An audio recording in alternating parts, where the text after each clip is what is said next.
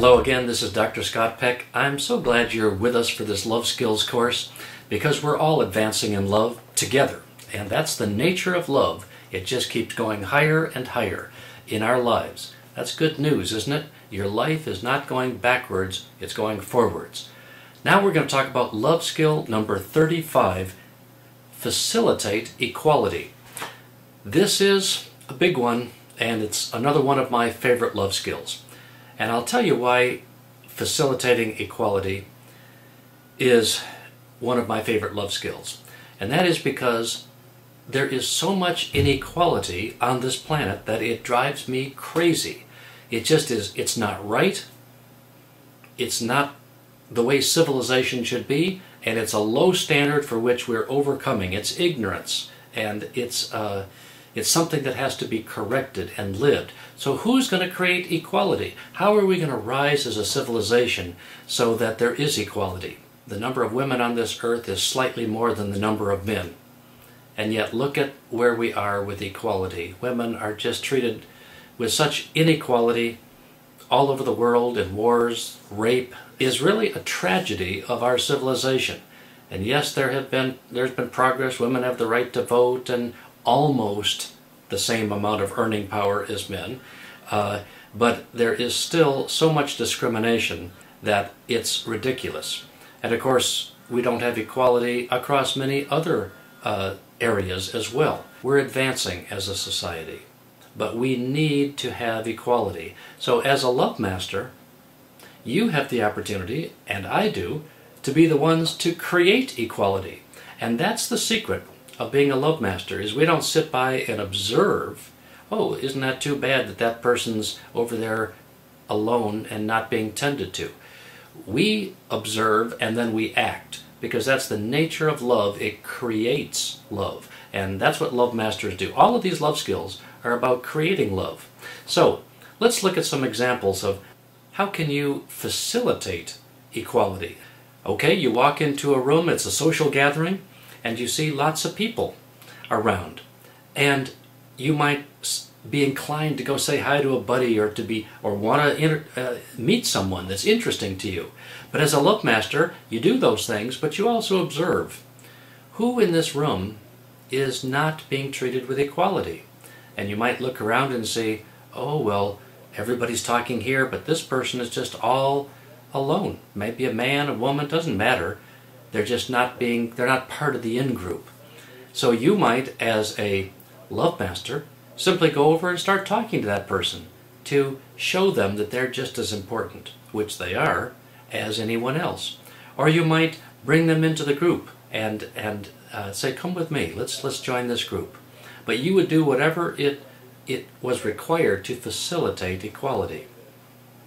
Another frequent example in social settings is that some people talk a lot and some people don't talk a lot.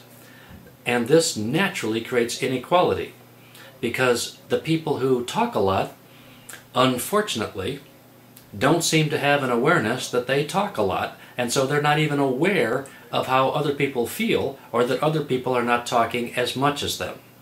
So as a love master, fabulous opportunity, because it requires adroitness. We just came from the love skill to speak with kindness and honesty.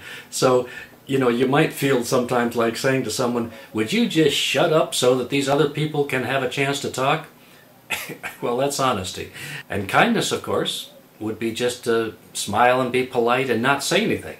But here's an opportunity where you can use kindness and honesty combined to facilitate equality. And I might say, Joe, you are obviously passionate about this trip you just took, and it's very interesting, but I want to make sure that we have an opportunity to get to hear what everybody else, what's going on in their lives. Sarah, what's the thing that you're most passionate about right now in your life? Well, Joe might be offended slightly. You've done it nicely, but so what if he is?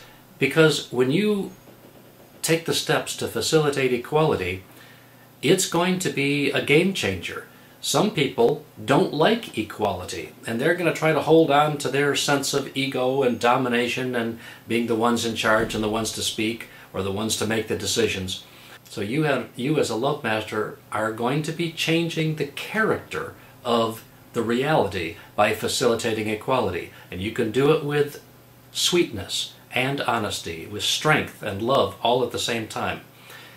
In real estate, we have to sign contracts all day long, our clients, and so we fill out the original contract, and I'm always putting the woman's name first on the contract, just as a little gesture of creating equality. Because constantly, if you hand a contract to a husband and wife, the man will sign on the first line and the woman on the second, and even if you hand it to the woman first, she'll sign on the second line.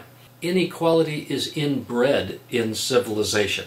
So sometimes you have to take steps, little humorous ones like that, to help people recognize, oh, it's possible that the other person can sign.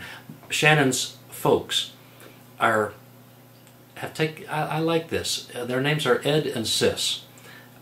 His wife's name is Sis. That's her nickname. And when they had a plaque on the front of their door, they live at a retirement home close to us, they made a plaque that said Ed and Sis, and he had them change it to Sis and Ed. And at every other plaque for a married couple has the man's name first. So I admire that. That's an example of facilitating equality. When you're in an intimate relationship with someone, you have the opportunity to do this too. Be alert. Are they speaking as much as you? Do you care about them as much as they care about you? On a scale of 1 to 10, how happy are they? Have you even asked yourself that question? You should, because a love master wants your spouse, your friend, your partner, your date, your child, your coworker. You want them to feel loved by you. I mean, why else are you a love master? It doesn't mean you're giving away your love and you don't receive it too, because our first 10 love skills were about loving yourself enough so that you also are treated with respect. And if you are not the one receiving the equality, then you may need to facilitate it for yourself. And that's probably the toughest thing, because it's easy to stand up for someone else, at least it is for me, in a room of people to help create equality for others. But sometimes when we're not being appreciated, we need to have the courage to say, you know, I want to say something. I hope this doesn't disrupt our friendship and our relationship, because I love you, we have a lot going, but I notice that when we're together, you do all the talking, or you're making all the decisions, and I really would appreciate having more of an equal relationship. And I think that would take our relationship higher, where we both can enjoy each other more and more. Well, hey, that's a nice call to action.